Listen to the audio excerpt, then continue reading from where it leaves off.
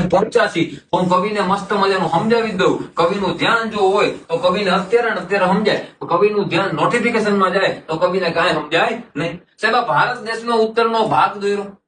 અહીંયા સાહેબ એક થર્ડ ક્લાસ દેશ છે જેનું નામ છે લુખ્ખિસ્તાન. કુતરા જેવો દેશ સાહેબ લુખ્ખિસ્તાન. સાહેબ આ લુખ્ખિસ્તાનના મુખ્ય પ્રાંત કેટલા મેં તમને કીધા? 4 પ્રાંત છે. કેટલા પ્રાંત છે? 4 પ્રાંત છે. આ પ્રાંતનું નામ છે પંજાબ, આ પ્રાંતનું નામ છે ખૈબર, આ પ્રાંતનું નામ છે બલુચિસ્તાન અને આ પ્રાંતનું નામ છે સિંધ. એના સિવાય પણ 2 પ્રાંત એવા કે જે પાકિસ્તાન પોતાનામાં ગણે છે. આ પીઓકે નામનો અહીંયાથી લઈ આટલો વિસ્તાર પીઓકે નો છે, જેના 2 ભાગ પડેલા. આ ઉત્તર જે આટલો વિસ્તાર ઘેરો એ પ્રાંતનું નામ સાહેબ શું ગણે? તો એનું નામ છે ગિલગિટ બાલ્ટિસ્તાન. શું નામ છે?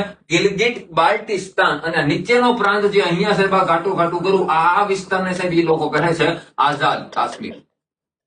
આઝાદ કાશ્મીર તમારા બાપાનું છે ના? એમાં અત્યારે આપણે વાતચીત કરી, ધ્યાનથી સાંભળજો. મેં તમને કીધું અહીંયા એક વિસ્તાર આપણે ભણ્યા આગળ 2 મિનિટ પહેલા, જેનું નામ છે બન્ની. આ બન્ની નામના વિસ્તારનું એક વસ્તુ પ્રખ્યાત જેનું નામ છે ભરતકામ. આ બન્નીના ભરતકામમાં કઈ અસર જોવા મળે? તો કવિને કહેવાનું સિંધી અને બલુચી અસર જોવા મળે. હવે મને લાગે કે તમને સમજાણું હોય, બાકી જો સાહેબ હજી ન સમજાણું હોય ખબર નહીં તમારું મારે શું કરવું. ક્લિયર સાહેબ? હવે સાહેબ ફરીથી રિપીટ કરું.